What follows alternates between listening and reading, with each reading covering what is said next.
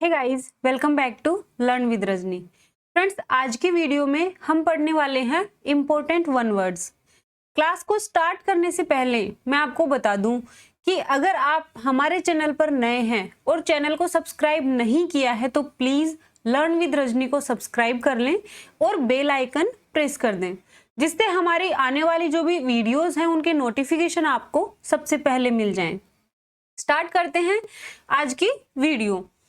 आज मैं आपको इम्पोर्टेंट वन वर्ड्स पढ़ाने वाली हूँ। हमारी ग्रामर के साथ साथ मैं वोकेब को भी साथ लेकर चल रही हूँ, जिससे दोनों एक साथ होती रहें और ग्रामर और वोकेब दोनों ही साथ साथ चलती रहें। तो स्टार्ट करते हैं फर्स्ट वन वर्ड से। फर्स्ट है नोटोरियस। नोटोरियस होता है कुख्यात। देखो, एक तो होता है विख्यात, ठीक है, फेमस। एक होता है नोटोरियस, कुख्यात। कुख्यात होते हैं गलत कामों के लिए और विख्यात होते हैं अच्छे कामों से। अच्छे कामों से विख्यात होंगे और गलत कामों से कुख्यात होंगे। नोटोरियस होता है कुख्यात।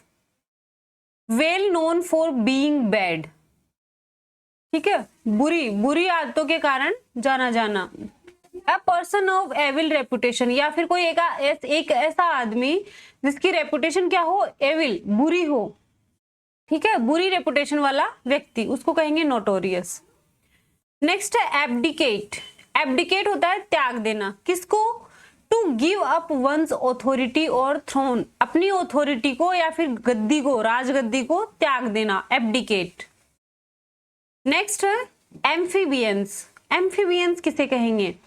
Animals that can live on land and in water. Amphibians वो एनिमल्स होते हैं जो जमीन पे भी रह सकते हैं और पानी में भी रह सकते हैं। उन एनिमल्स को कहेंगे एम्फीबियंस।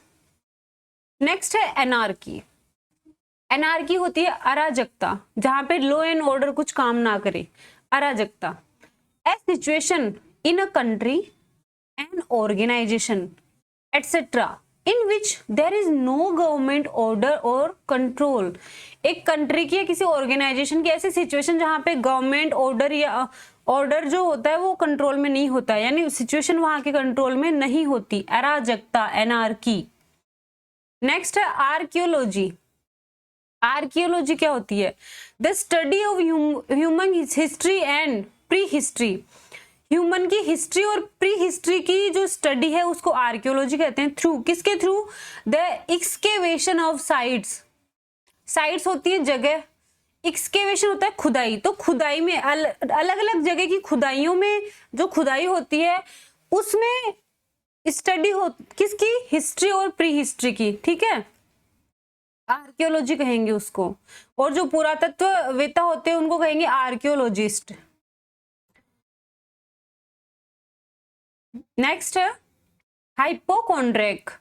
हाइपोकॉन्ड्रिक किसे कहेंगे? अब आप तो ये स्पेलिंग देखकर ही डर जाओगे, यार इतनी बड़ी स्पेलिंग है, मैं कैसे लर्न करूं? स्पेलिंग थोड़ी लर्न करनी है। हाइपोकॉन्ड्रिक, तो हाइपोकॉन्ड्रिक किसे कहेंगे? अ person who suffers from an imaginary illness. एक ऐसा व्यक्ति जो इमेजिनरी इलनेस के बारे में ही सोच सोच के क्या हो, परेशान हो। जैसे बीमार तो हुआ ही नहीं है और ये सोच सोच के कि यार मैं बीमार हो गया तो, मैं भर्ती हो गया तो हॉस्पिटल में, ऐसा हो गया तो, उसको कहेंगे hypochondriac. A person who is abnormally anxious about his health. Anxious होता है चिंतित। तो एक ऐसा व्यक्ति जो अबनॉर्मली तरीके से अपनी हेल्थ को लेकर चिंतित हो उसको कहेंगे हाइपोकॉन्ड्रिक। Next hydrophobia. फोबिया होता है डर, हाइड्रो पानी। तो जिसको एक्सट्रीम फियर ऑफ वाटर, जिसको पानी से बहुत ज्यादा डर लगे उसको कहेंगे, उस डर को क्या कहेंगे? हाइड्रोफोबिया। नेक्स्ट है ऑनरेरी। ऑनरेरी किसे कहेंगे? Holding an office without receiving a pay. एक ऑफिस में काम करना बिना किसी सैलरी के, बिना सैलरी के किसी ऑफिस में काम करना, उसको कहेंगे ऑनरेरी। नेक्स्ट है gluten. One who Yeats too much. Gluten किसे कहेंगे? जो बहुत ज्यादा खाता हो, जो बहुत ज्यादा खाता हो, पेटू आदमी को कहेंगे ग्लूटन। नेक्स्ट है एपिलॉग। एपिलॉग किसे कहेंगे? A short speech at the end of a play.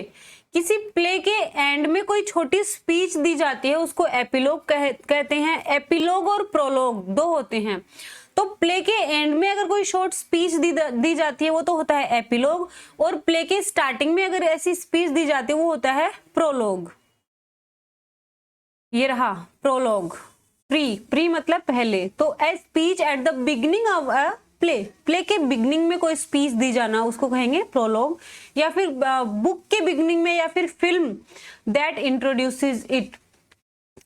Play, book या फिल्म के शुरुआत में कोई ऐसी स्पीच देना जो उसको इंट्रोड्यूस करती हो, प्ले को या फिर फिल्म को, ठीक है, या फिर बुक को, उसको कहेंगे प्रोलॉग। नेक्स्ट है क्रोनोलॉजी। क्रोनोलॉजी किसे कहेंगे? An arrangement of events or dates in order of their occurrence। occurrence होती है घटना या घटित होना। तो कोई भी इवेंट्स होते हैं उनको इस तरह से, उनको घटनाक्रम के अनुसार, उनको डेट के अनुसार व्यवस्थित रूप से रखना, उसको कहेंगे क्रोनोलॉजी। ठीक है, क्रोनोलॉजी। उनको काल क्रमानुसार अरेंज करके रखना, उसको कहेंगे क्रोनोलॉजी। नेक्स्ट ब्लेस्फेमी। ब्लेस्फेमी होता है वर्ड्स अटर्ड इम्पायसली अबाउट गॉड। भगवान के बारे में कोई बुरे शब्द बोलना, भगवान की निंदा करना, उसको कहेंगे ब्लेस्फेमी। या फिर the act of speaking irreverently about scared things. Scare होता है प्योर, तो जो प्योर चीजें हैं, जो भगवान है या फिर जो धार्मिक किताबें हैं, प्योर चीजों से रिलेटेड, सेक्रेड, पवित्र चीजों से के बारे में इररेवरेंटली बोलना, ठीक है, गलत सलत बोलना, उसको कहेंगे ब्लेस्फेमी। नेक्स्ट है बिब्लियोफाइल। देखो बाइबल होती है बुक, ठीक है, तो बिब्लियोफाइल होता है one who is a great lover of books. एक ऐसा व्यक्ति जो बुक्स को बहुत ज्यादा प्रेम करता है, मतलब जिसको बुक्स बहुत ज्यादा पसंद हैं, उसको कहेंगे बिब्लियोफाइल।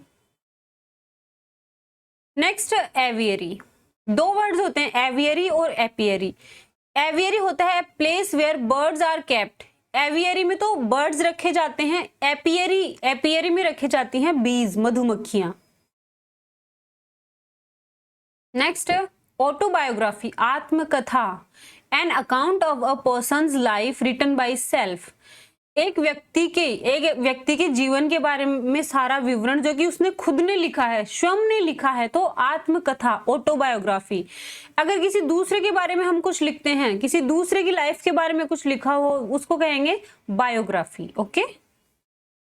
नेक्स्ट है misogynist. Misogynist means a person who dislikes women.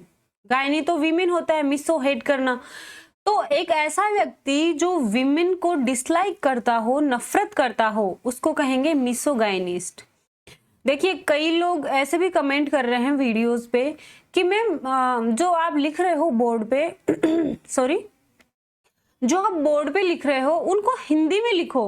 एक बात बताओ, तो क्या एग्जाम, वहां पे एग्जाम में भी इंग्लिश का सारा पेपर हिंदी में आ जाएगा क्या? नहीं आएगा ना।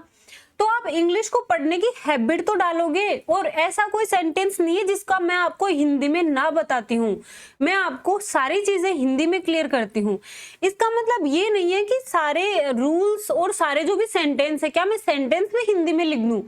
अगर मैं सब कुछ ही हिंदी में लिखने लग गई, एक बात बताओ, आपकी प्रैक्टिस कैसे होगी इंग्लिश को सॉल्व करने की? प्रैक्टिस कैसे होगी? तो आपकी प्रैक्टिस करवाने के लिए मैं सारी चीजें इंग्लिश में ही लिखूंगी, इंग्लिश में। हाँ, उसको हिंदी में आपको समझाऊंगी, क्योंकि मैं जानती हूँ कि आप हिंदी मीडियम के स्टूडेंट हो। हिंदी मीडियम के स्टूडेंट हो तो मैं हिंदी में उसको समझा दूंगी, बट सारे रूल्स और सारे जो सेंटेंसेस हैं वो हिंदी में थोड़ी लिखे जा सकते हैं। आप इंग्लिश पढ़ रहे हो, ओके? तो आप दिमाग में ये टेंडेंसी ना बनाएं कि यार सारे रूल्स मैं हिंदी में ही पढ़ूं, सारे हिंदी में होने चाहिए तभी मेरे समझ में आएंगे। ऐसी टेंडेंसी मत बनाओ अगर आपको इंग्लिश एक्चुअल में सीखनी है तो। ओके, आगे चलते हैं। लेक्सिकोग्राफर। लेक्सिकोग्राफर क्या होता है? A person who rights and edits dictionaries.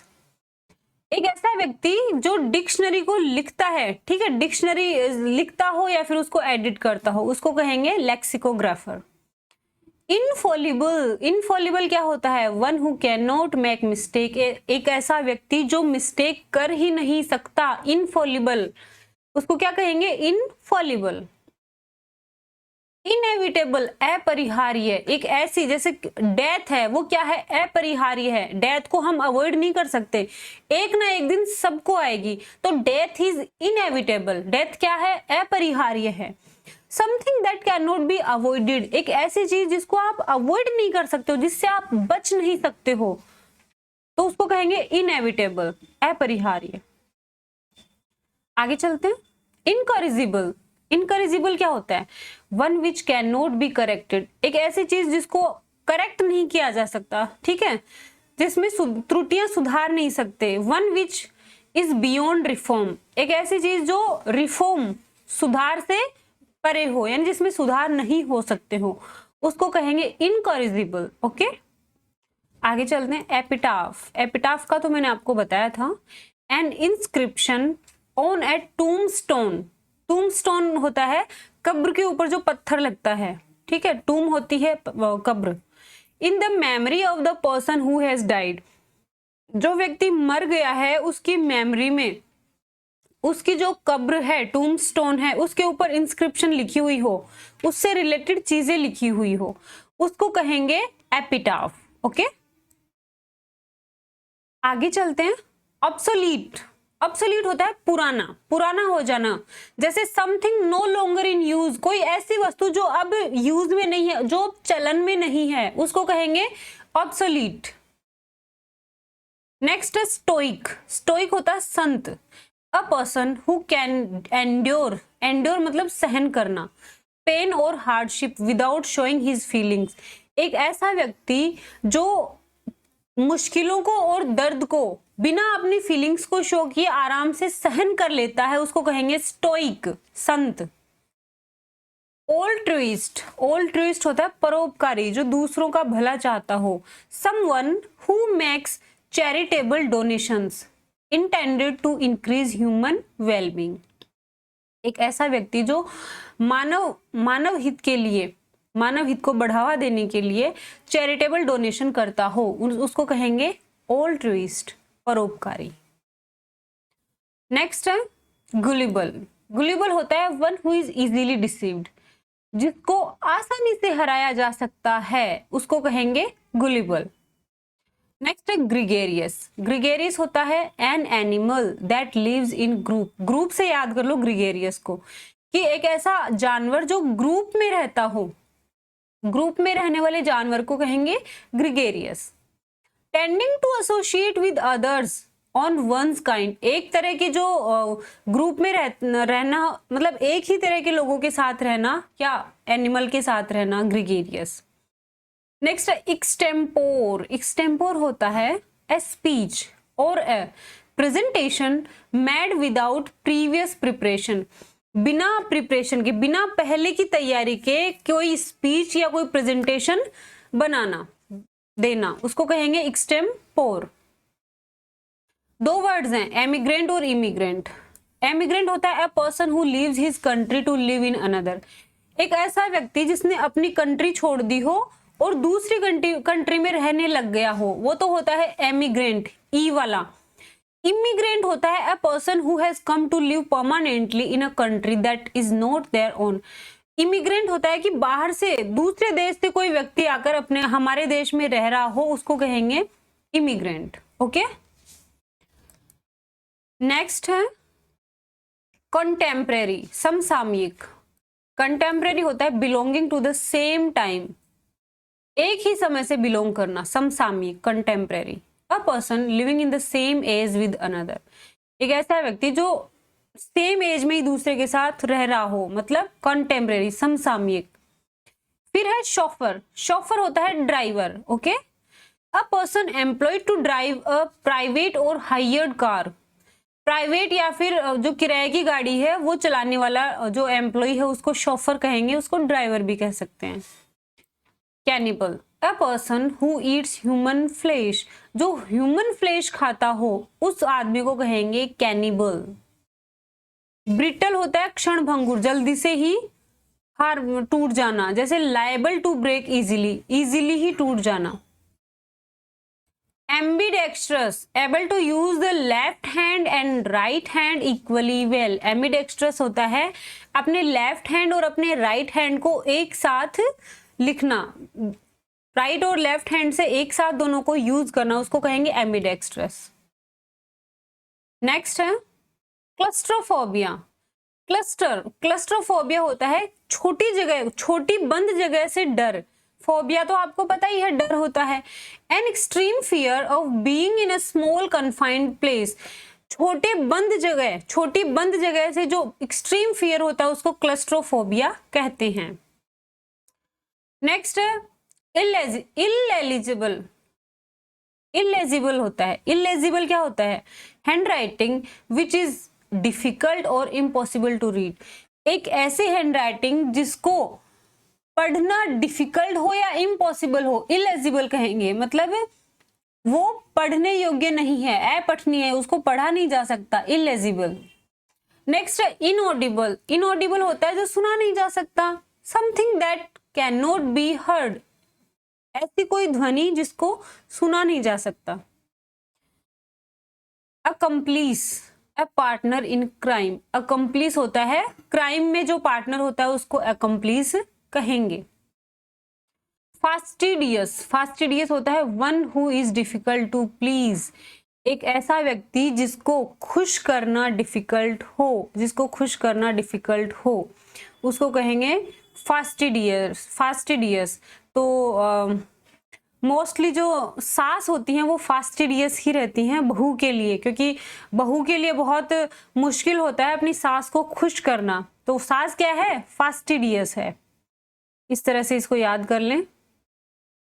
ये आज मैंने 40 इंपॉर्टेंट वन वर्ड्स आपको लर्न करवाए हैं, आपको पढ़ाया है। इनकी पीडीएफ आपको हमारे टेलीग्राम ग्रुप में मिल जाएगी, वहां से आप इनका बार बार रिवीजन करते रहें। ऐसे ही अपनी जो क्लासेस है उनको प्यार देते रहें।